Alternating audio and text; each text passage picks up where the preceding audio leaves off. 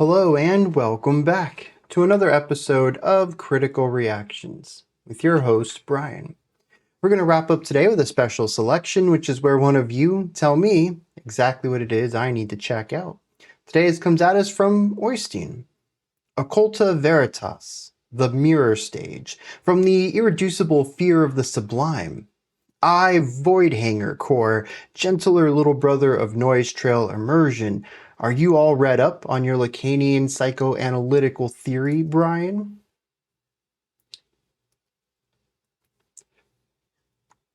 To say I'm a little apprehensive to dive into this may be an understatement. But let's go. Let's see what Occulta Veritas is bringing to the table today.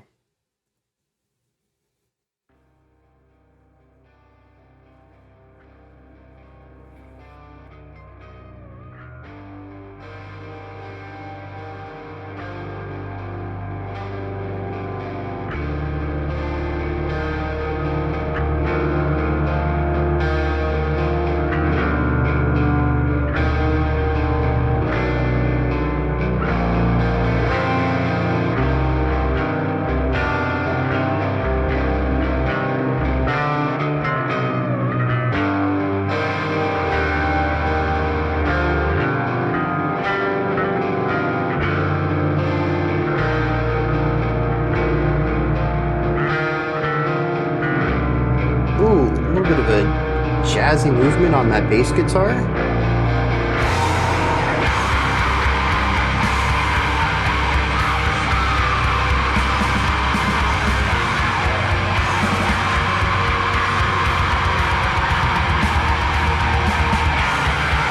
I can hear individual notes kind of over here. This is just a wall of static though.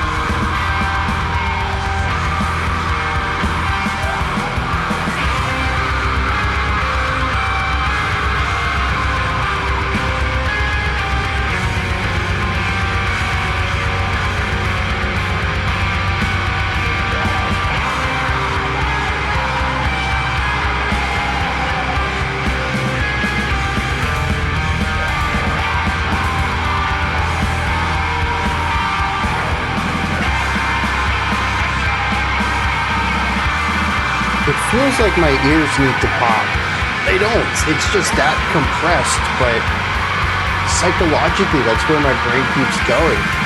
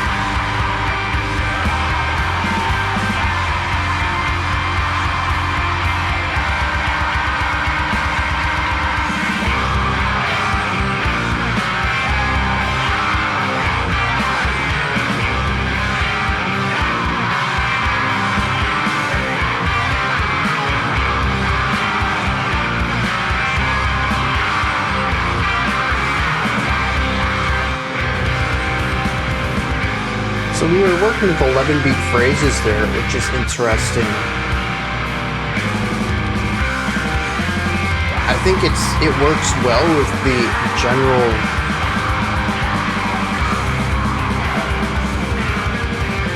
obtuse and aggressive harmonic work.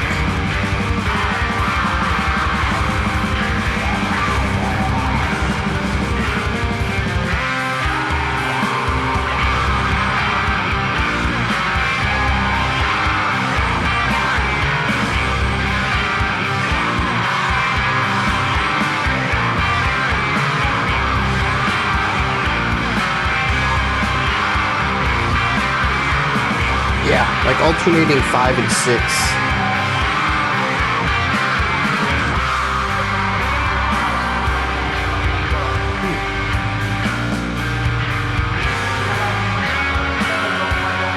Tense and unbalanced, but longer held out notes nonetheless.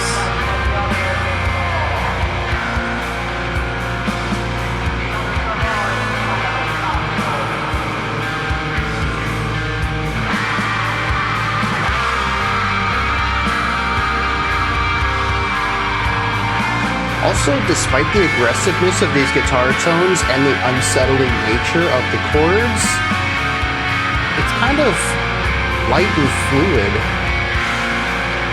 This nice 3/4.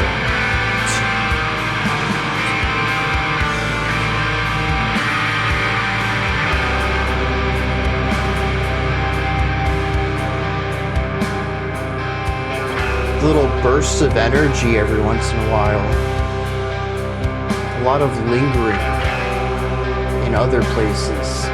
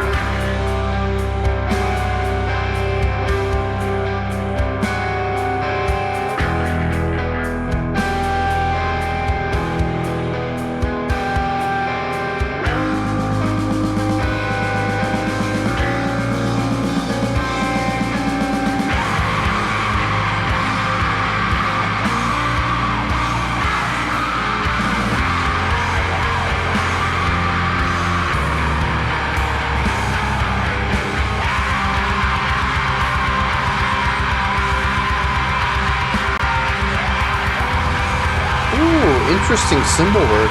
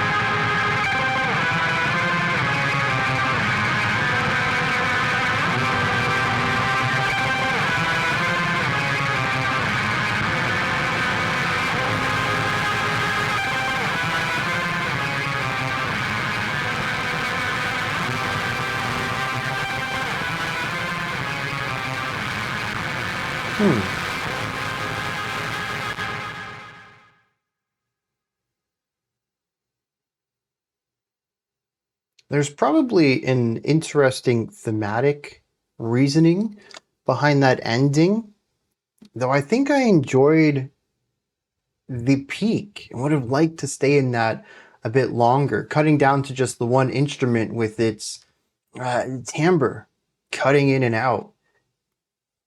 Like I said, I can see this being thematically interesting. The song as a whole leans really far, especially with the psychoanalysis allusion from the context earlier. I can see this being a breakdown of something. I'm not sure what that something is, but musically, this is rather intense and obscure and convoluted and noisy and fractured, having the final riff find itself alone and cracking. Yeah, I can see how it ties in, but I was weirdly enough enjoying the blast beats and the tremolo picking at the peak of the song, and kind of wish we had stayed there a little longer. The track finally formed into something whole. It's probably also thematically accurate that it doesn't stay like that for too long, and after just one repetition cracks, breaks down, fractures.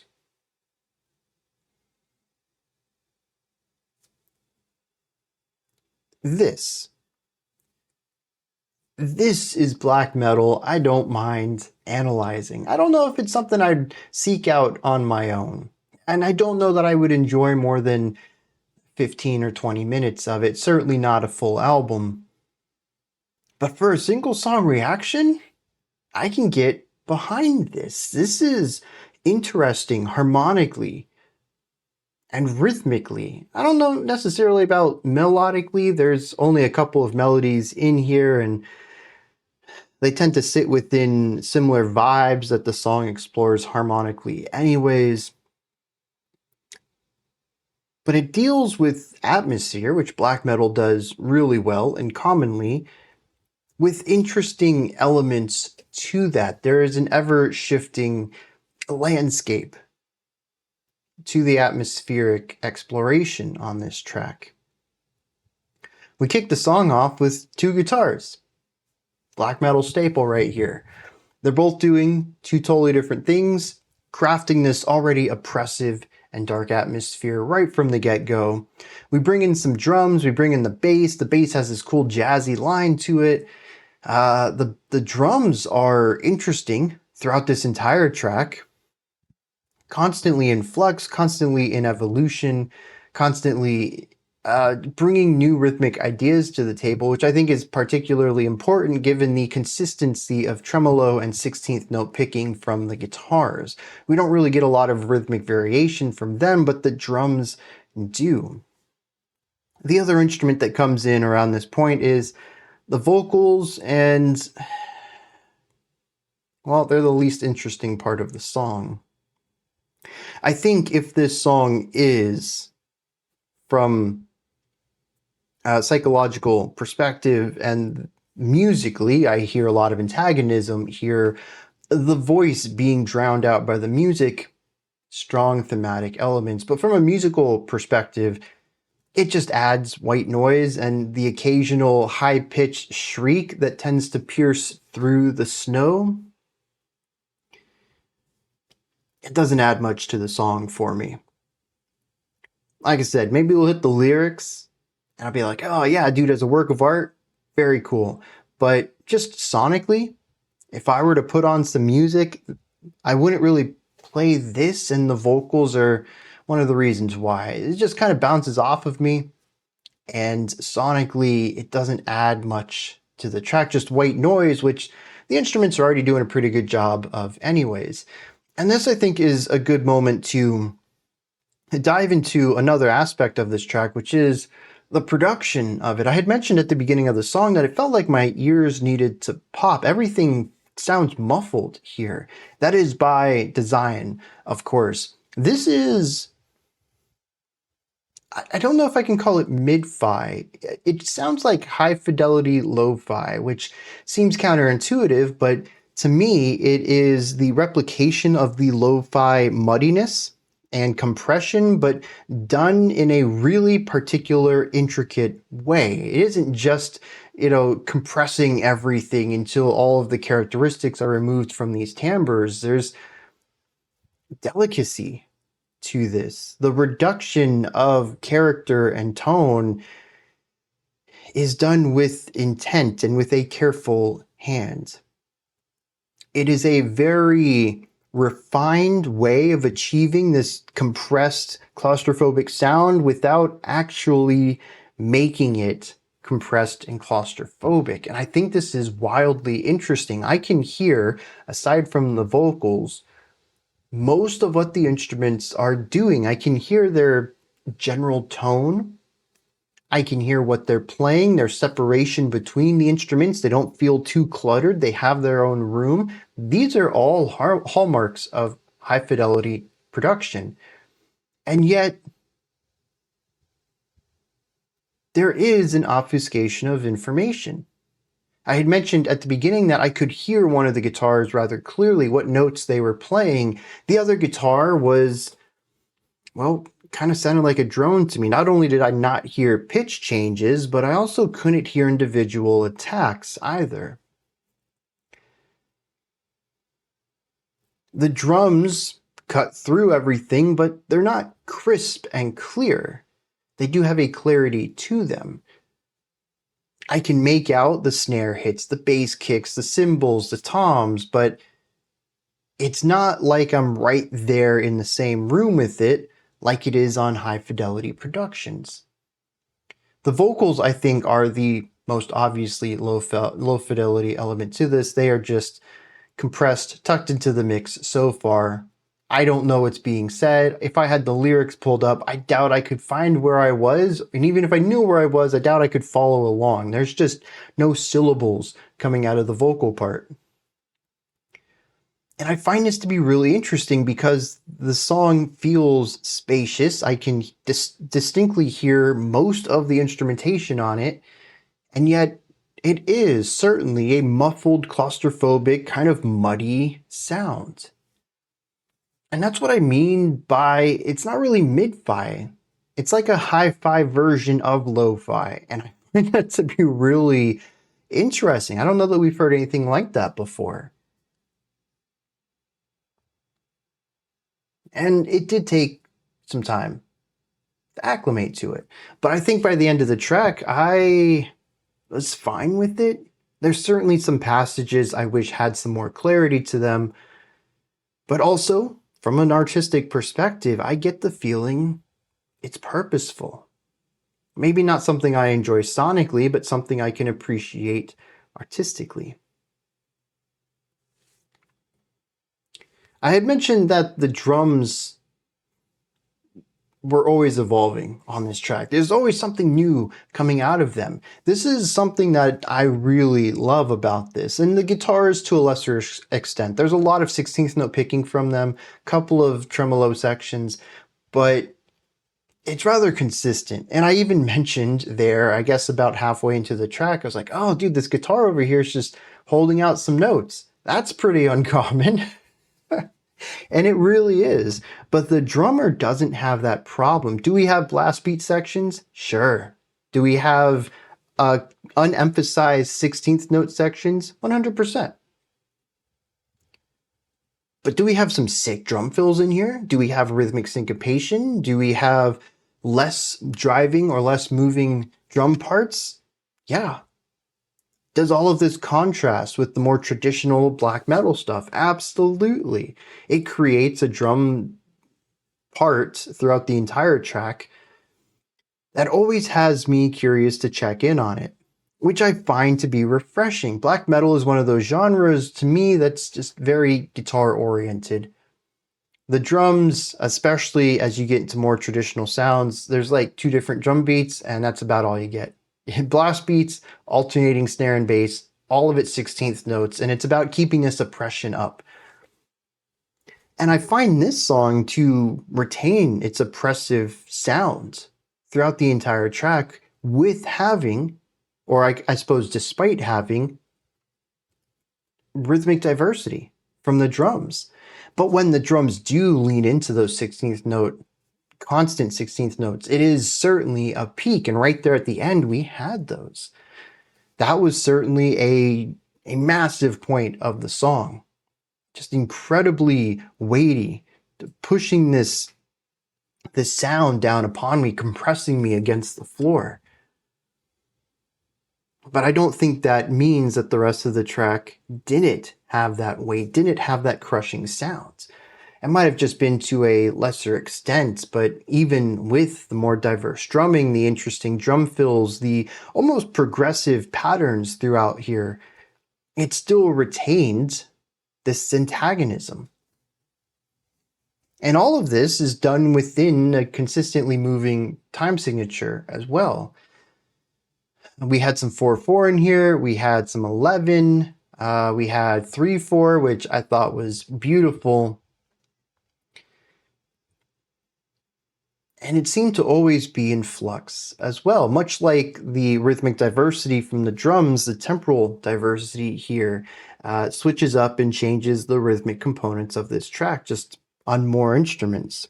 Forces the guitars to get outside of their comfort zone a little bit, still working with primarily 16th note attacks, but the rhythmic the accent rhythms have to change up a little bit to support these non-4/4 ideas. And I suppose this is where we have to bring up the main thing here. It's the harmony, it's the atmosphere, it's the emotion of the song. I've kind of been alluding to this with words like oppressive and antagonistic. It hits us right from the start. The two guitars that are playing, they're just not quite in tune with each other. That's not to say that the instruments are out of tune. I don't believe that's to be true, or at least I didn't hear that in the track. But they are playing notes that don't always create consonant harmony or positive harmony. And so we end up with a track that kind of has a fluctuating amount of oppressiveness or even antagonism to its harmonic structure, and this is mostly played through dissonance. In fact, there might even be some parts in here where I think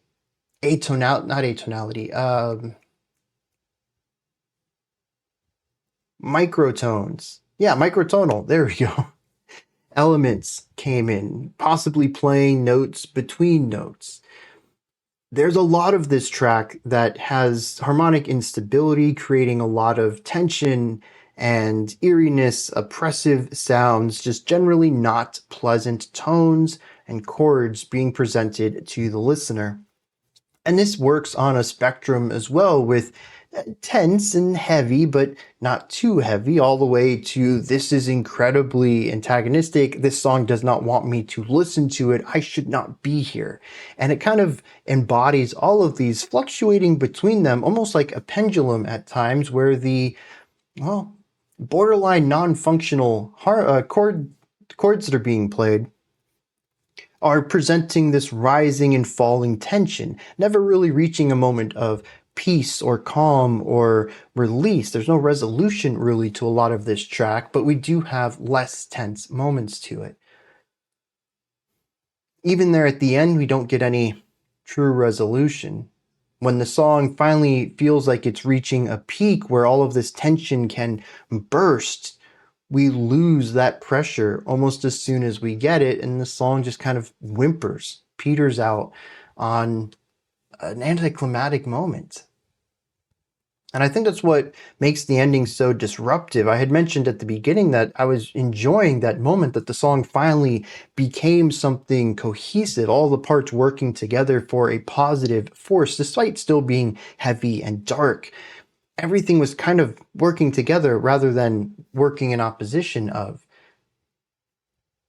And I felt like the ending undercut that, but it also undercut the rising tension throughout the song. This was a peak for the tension. Instead of erupting and overflowing into resolution, it just stopped being. Imagine a post-rock song that builds up into nothing. It's not a great feeling. Very,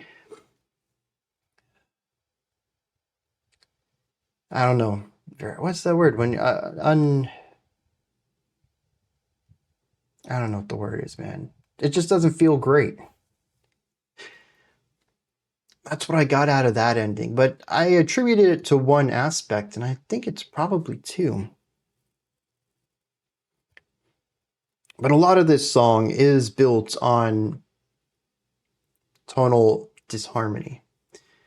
I think you really have to enjoy that. And while I was okay with it, like I mentioned, for this 8-minute track, it's not something I want to dive into, to absorb for a full album's worth. But I think that they did a fantastic job at taking the general black metal sound and just expanding it in more interesting ways. Every part of this track feels black metal. It is generally lo-fi. There's a lot of compression. The vocals are tucked in. They're kind of screechy. It sounds oppressive and dark and dreary. And there's just a lot of attacks coming at you pretty much all the time. And it's just never lets up. These are all qualities that black metal has, but it's compositionally interesting.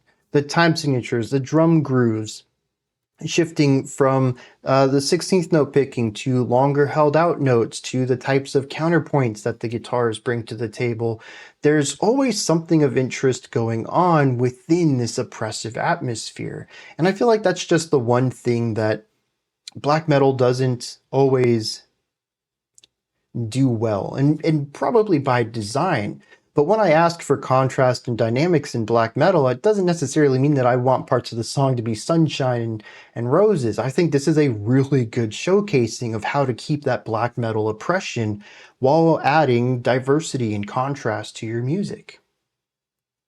Let me hit some lyrics on this one. We'll see what's going on there. All right. This is very interesting. I think that the music actually captures a hyper exposed, for the sake of art, feeling that is assumed to be had by babies. Stick with me for a moment. So I did a little bit of research on Lacanian psychoanalysis, which was created by Jacques Lacan. And this concept of the mirror stage is an in-depth attempt to explain what a person goes through, presumably as a young child, the first time they see themselves in the mirror. And it is quite in-depth, and I can't say I understand all of it, but there is this point that is hypothesized where the child begins to separate themselves as being a part of the world to having an identity within the world, to be able to place a face and a body shape, an image of what themself is. And this is the creation of the self. This is what the song is about. This, in the words of the lyrics, a crushing sensation as the self is now formed. It says, before that crucial day in which for the first time I saw my image reflected in a mirror, and I was inescapably forced to put apart that marvelous feeling of being one with the world, replacing it with a crushing sensation, the formation of self. This idea of having a mental revelation, a new way of observing and understanding who you are, is viewed through this lens as a crushing revelation, something that doesn't expand your mind, but actually destroys a part of who you were in the process. From here, the lyrics say, the first stage that gave rise to the domination of ego. In a life in which I am now the slave of my own projections, supervised by the other, I obey the law in order to avoid the final encounter with the real. Now, in Lacanian psychoanalysis, the other is everything outside of the self, everything that doesn't necessarily come from our original perception, even stating at a place that language is a part of the other, as it's something that we do to communicate with things outside of our minds. What's within our mind is more true, more real. It's us. We don't need language to know who we are, to know what we feel and think. Language is something we create to interact with others, people in the world.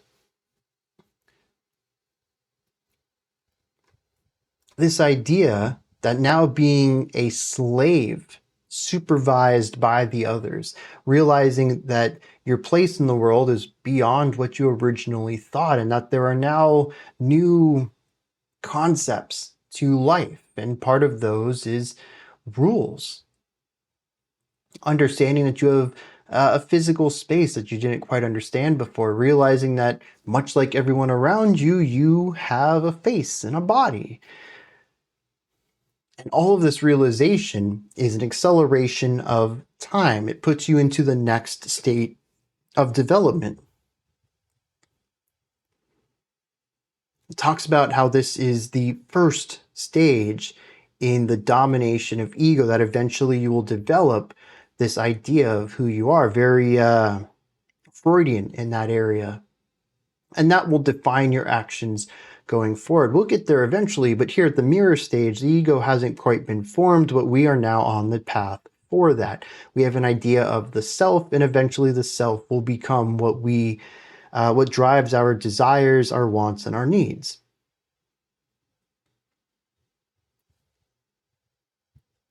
And so the one line that's repeated a couple of times in this track is regretting the times of my childhood world made of colors, sounds, and pulsations. And I think that's interesting, a regret of this search for color and sound that led to the mirror, that led to this revelation. There was a puzzle that day, and it was solved, or beginning to become solved, and it changed the course for this child forever. I think the song does a great job of that. And I wonder then if the ending being this massive point reduced down to a single muffled guitar wavering in and out of volume, kind of cracking and destroying itself, if that isn't supposed to be a representation of this new path. The world seemed like this up until this moment, and then that has crashed and fallen apart. We must build back up from here.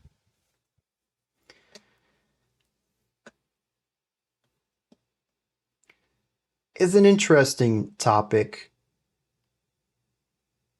It's an interesting topic to make art around, and I think that this song does a good job of embodying what Jacques was leaning into on this.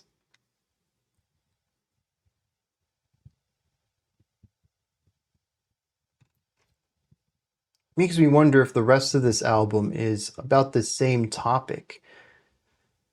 The sacred horizons of totality, metonymia, bound to incompleteness, and irreducible fear of the sublime. Kind of a short album at just 6 tracks. I'm kind of intrigued about it though. And again, it is black metal that I didn't hate listening to, which is already an intriguing element in and of itself. I don't know. I might have to check this out on my own. This came out last year too. These are my thoughts though. On Occulta Veritas' The Mirror stage, what did you think of this? Is there anything that stood out to you? Anything that you would like to add on to what I said or correct me on? Maybe you have your own perspective or opinion on this. Please put all of that and anything else you would like to add into the comment sections below. Above that, in the description box, you'll find a link to Linktree. Takes you here. You can find links to my music, ways to support the channel, a link to the Discord server, and so much more. Above that, if you could, like, subscribe, and ring the bell. I greatly appreciate all 3 of those. All right, that wraps it up for today. I'll be back tomorrow, though, 5 p.m. Eastern Standard Time, 9 p.m. UTC as usual. Until next time, remember to be critical, not cynical, of the music you listen to, and have a fantastic morning, afternoon, or evening, whenever you choose to watch my videos.